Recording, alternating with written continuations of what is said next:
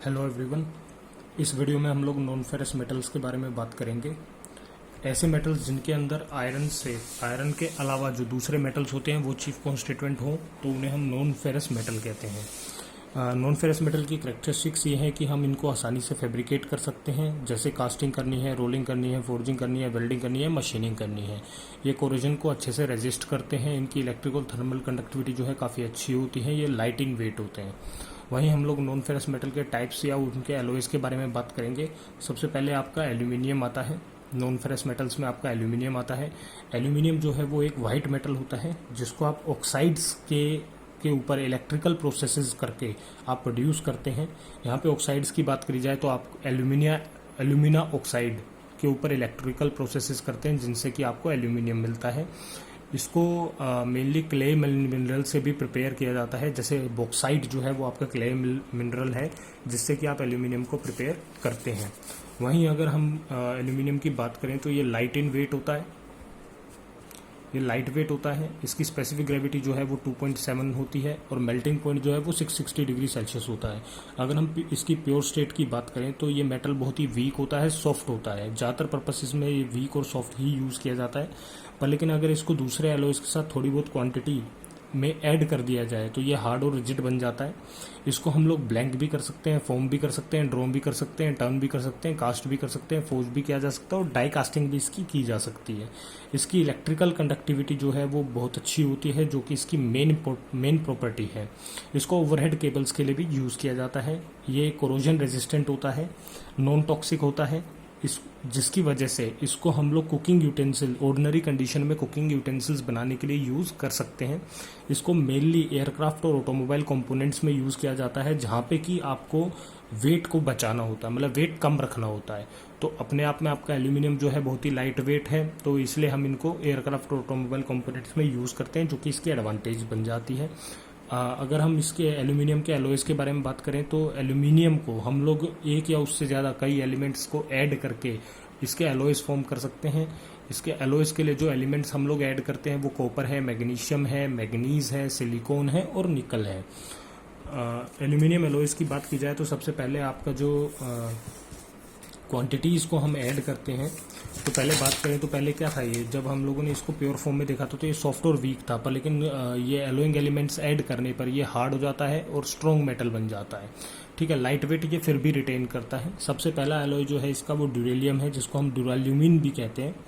ये बहुत ही important road alloy है आपका, इंटरेस्टिंग भी है। इसका कंपोजिशन जो होता है वो ये है कि कॉपर जो है इसके अंदर 3 से 4.5% होता है, मैग्नीज जो है 0.4 से 0.7% होता है, मैग्नीशियम 0.4 से 0.7% और बाकी जो बचा हुआ है वो सारा एल्यूमिनियम होता है। ये जो आपका ड्यूरेल्यूमिन एलोय है ये मैक्सिमम स्ट्रेंथ, ये अपनी मैक्सिमम स्ट्रेंथ जो है या इसकी मैक्सिमम स्ट्रेंथ जो है वो हीट ट्रीटमेंट और एज हार्डनिंग प्रोसेस करने के बाद निकल के आती है। ठीक है, जब हम इसका वर्किंग करते हैं तो इस मेटल को 3 से 4 दिन के लिए ऐसे ही छोड़ दिया जाता है ताकि ये एज हार्डनिंग हो जाए इसकी, ताकि ये हार्ड हो जाए। तो इसी फिनोमेना को हम क्या कहते हैं, एज हार्डनिंग कहते हैं। इसको मेनली रोट कंडीशंस पर यूज़ किया जाता है, फोर्जिंग, स्टैंपिंग, बार शीट्स, ट्यूब्स और रिवेट्स बनाने के लिए। इसको हम लोग वर्क कर सकते हैं हॉट कंडीशंस पर, नियरली 500 डिग्री सेल्सियस टेम्परेचर के आसपास। फोर्जिंग और अनिलिंग करने के बाद इसको कोल्ड वर्क भी किया जा सकता है। ठीक है, कास्टिंग या अनिलिंग करने के बाद इसको कोल्ड वर्क भी किया जा सकता है। इसकी हाई स्ट्रेंथ और लाइट वेट की वजह से इसको मेनली ऑटोमोबाइल और एयरक्राफ्ट कंपोनेंट्स में यूज़ किया जाता है। नेक्स्ट हमारा जो एलोय आता है एल्यूमिनियम का वो है वाई एलोय। इसको हम कॉपर एल्यूमिनियम एलोय भी कहते हैं। जब कॉपर को प्योर एल्यूमिनियम में ऐड किया जाता है तो आपके एल्यूमिनियम की स्ट्रेंथ बढ़ जाती है। इसकी मशीनेबिलिटी है वो भी इम्प्रूव हो जाती है। अगर वाई एलोय के कंपोजिशन की बात करी जाए तो यहाँ पे कॉपर जो है 3.5% से 4.5% होता है, मैग्नीज जो है 1.2 से 1.7%, निकल 1.8 से 2.3%, सिलिकॉन, मैग्नीशियम, आयरन जो है ये तीनों के तीनों 0.6% होते हैं और बाकी सब कुछ जो बच गया वो एल्यूमिनियम होता है। इस एलोय को हीट ट्रीट किया जाता है, एज हार्डन किया जाता है ड्यूराल्यूमिन की तरह।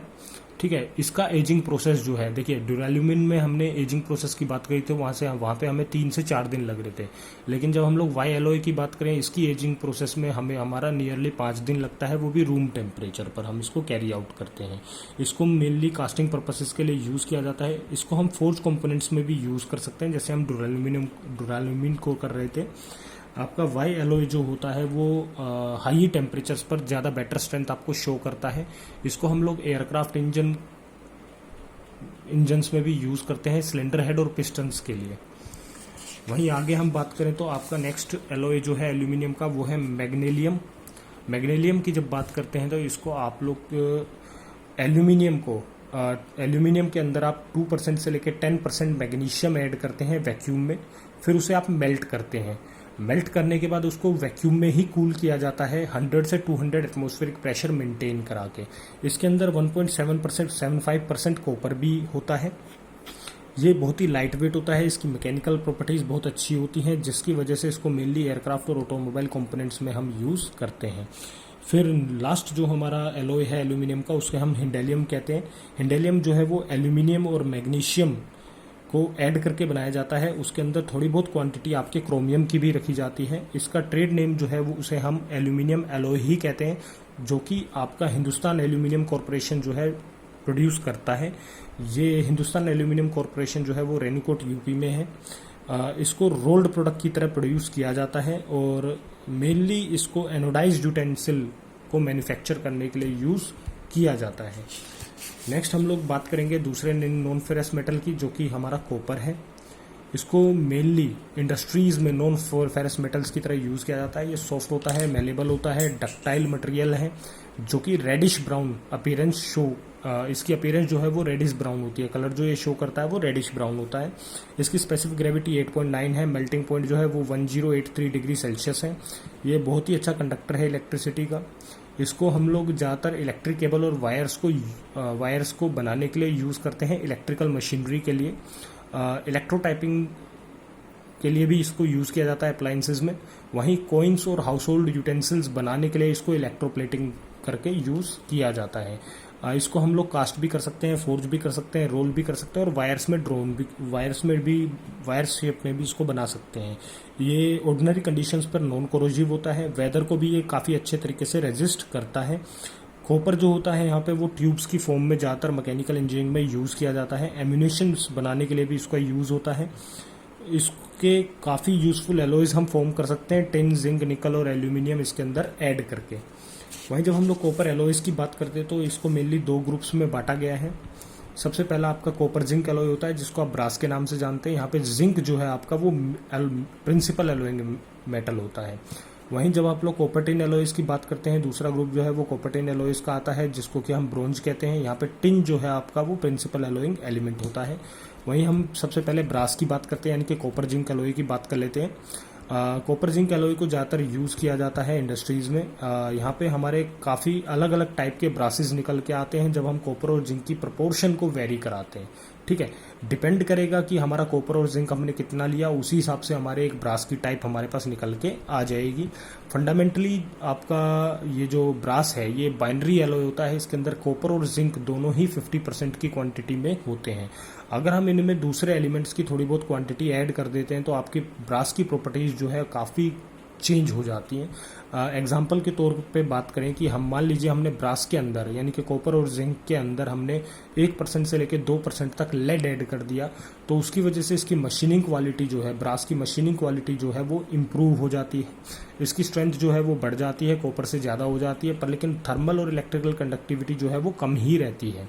वहीं अगर हम बात करें ब्रास की, तो ये एटमॉस्फेरिक कोरोजन को काफ़ी अच्छे तरीके से रेजिस्ट करता है। इसको हम बहुत ही आसानी से फैब्रिकेट कर सकते हैं स्पिनिंग और बाइक्रोमियम प्रोसेसेस की हेल्प से। वहीं अगर हम कंपोजिशन की बात करें कि अलग अलग टाइप्स के आपके ब्रासेस का क्या कंपोजिशन होता है अकॉर्डिंग टू इंडियन स्टैंडर्ड, तो सबसे पहला आपका जो डेजिग्नेशन है वो है कार्ट्रिज ब्रास। कार्ट्रिज ब्रास के अंदर कॉपर आपका 70% होता है, जिंक आपका 30% होता है। इसको मेनली कोल्ड वर्किंग के लिए यूज़ किया जाता है ताकि हमारी कोल्ड रोड शीट्स बन जाए, वायर ड्राइंग हो जाए। डीप ड्राइंग प्रेसिंग के लिए भी इसे यूज़ करते हैं और ट्यूब मैन्युफैक्चरिंग के लिए भी इसे यूज़ किया जाता है। वहीं हमारा नेक्स्ट जो ब्रास है वो येलो ब्रास होता है जिसको हम मंच मेटल भी कहते हैं। कॉपर जो है यहाँ पे 60% होता है, जिंक 40% होता है। ये मेनली हॉट वर्किंग के लिए यूज़ किया जाता है, रोलिंग के थ्रू, एक्सट्रूजन के थ्रू या फिर स्टैंपिंग के थ्रू।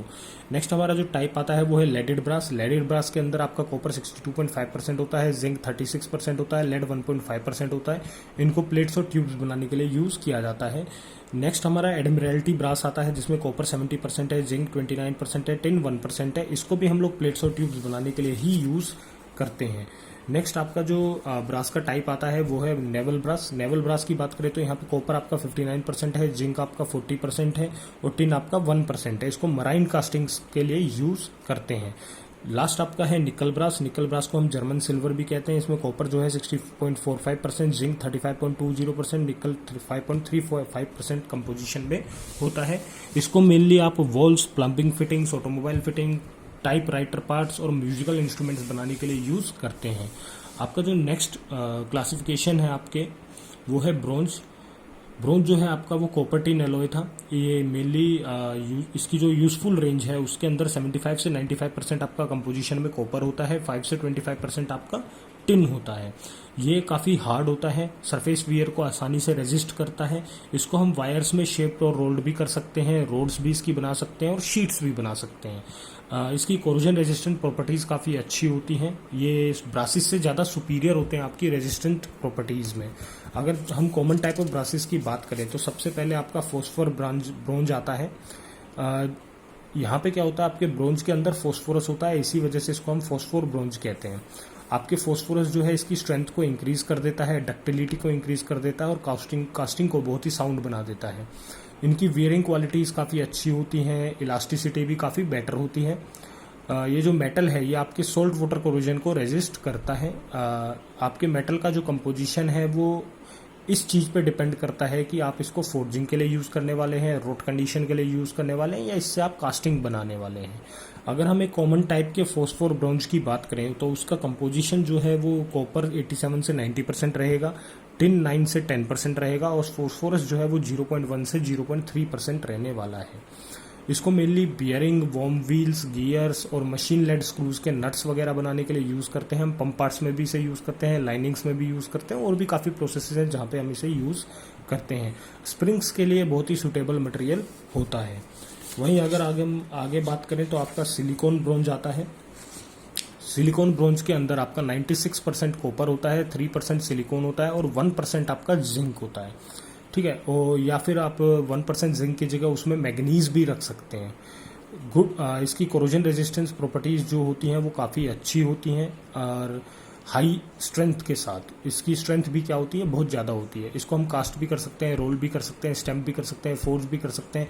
हॉट और कोल्ड दोनों तरीक़ों से हम इसको प्रेस कर सकते हैं। इवन इसकी वेल्डिंग भी की जा सकती है किसी भी यूज़फुल मेथड से। इसको मेनली हम लोग बॉयलर, टैंक, स्टोर्स में यूज़ करते हैं जहाँ पे आपको ज़्यादा स्ट्रेंथ की ज़रूरत होती है और कोरोजन रेजिस्टेंस भी जहाँ पे ज़्यादातर रिक्वायरमेंट में रहती है। नेक्स्ट हमारा जो ब्रोंज है वो है बेरिलियम ब्रोंज। बेरिलियम ब्रोंज जो है वो आपका कॉपर बेस एलॉय है जिसके अंदर 97.75% कॉपर होता है, 2.25% बेरिलियम होता है। इसका हाई यील्ड पॉइंट होता है, फटीग लिमिट ज़्यादा होती है और हॉट और कोल्ड कोरोजन रेजिस्टेंस इसकी काफ़ी बेहतर होती है। ठीक है, इसको मेनली हम लोग स्प्रिंग्स वगैरह बनाने के लिए यूज़ करते हैं। हाई ड्यूटी इलेक्ट्रिकल स्विचेस के लिए यूज़ किया जाता है। इसे कैम और बुशेस फॉर्म करने के लिए भी इसे यूज़ किया जाता है। वियर रेजिस्टेंस जो है आपके बेरिलियम कॉपर की, बेरिलियम ब्रोंज की हम कहें तो वो 5 टाइम्स से किससे, फॉस्फोर ब्रोंज से। इसको हम लोग बियरिंग मेटल की जगह, मेटल के लिए भी यूज़ करते हैं फॉस्फोर ब्रोंज की जगह पे। ठीक है, यहाँ पे जो आपका फिल फॉर्मिंग है या फिर हम कहें ये सॉफ्ट लुब्रिकेटिंग प्रॉपर्टी शो करता है जिसकी वजह से बियरिंग मेटल के लिए बहुत ही अच्छा मेटल होता है। नेक्स्ट हमारा जो टाइप है वो है मैग्नीज ब्रोंज। जब हम मैग्नीज ब्रोंज की बात करते हैं तो ये आपका कॉपर जिंक का एक अलॉय है जिसके अंदर थोड़ा बहुत परसेंटेज मैग्नीज का भी डाला जाता है। कॉपर यहाँ पे 60% होता है, जिंक 35% होता है, मैग्नीज जो है वो 5% होता है। ये मेटल जो है काफ़ी रेजिस्टेंट होते हैं कोरोजन से, हार्ड होते हैं, स्ट्रोंगर होते हैं। इनसे हम ज़्यादातर बुशेज, प्लंगर्स, फीड पंप, रोड्स वगैरह फॉर्म करते हैं। वॉर्म गियर्स के लिए भी इन ब्रोंज को काफ़ी फ्रिक्वेंटली यूज़ किया जाता है। लास्ट हमारा जो ब्रोंज का टाइप है वो है एल्यूमिनियम ब्रोंज एलॉय का टाइप है वो है एल्यूमिनियम ब्रोंज। यहाँ पे आपका एलॉय जो है वो कॉपर और एल्यूमिनियम से फॉर्म होता है। इसके अंदर 6 से 8% एल्यूमिनियम आपका प्रेजेंट होता है। कोल्ड वर्किंग प्रॉपर्टीज ये काफ़ी बेटर वे में शो करता है। इसको gears, propellers, condenser bolts, pump component, tube, air pump, slide valve, bushes वगैरह बनाने के लिए यूज़ किया जाता है। इसी एलॉय को हम लोग कैम और रोलर बनाने के लिए भी यूज़ कर सकते हैं। अगर हम 6% एल्यूमिनियम एलॉय की बात करें तो उसका गोल्ड कलर होता है, ठीक है, जिसको कि इमिटेटिंग ज्वेलरी या फिर डेकोरेटिव पर्पस के लिए जो ज्वेलरी होती है उनको बनाने के लिए यूज़ किया जाता है। जब आपके एल्यूमिनियम ब्रोंज के अंदर आयरन ऐड किया जाता है तो इसकी मैकेनिकल प्रॉपर्टीज जो है वो काफ़ी इंप्रूव हो जाती हैं। ग्रेन साइज जो है इसका वो रिफाइन हो जाता है। इवन इसकी डक्टिलिटी जो होती है वो भी बढ़ जाती है। इस वीडियो में इतना ही। नेक्स्ट वीडियो में हम लोग नॉन फेरस मेटल्स के बचे हुए पार्ट करेंगे, जैसे निकल है, निकल एलॉयज हैं, टाइटेनियम एलॉयज हैं, उनको हम लोग नेक्स्ट वीडियो में कंप्लीट करेंगे। Thank you.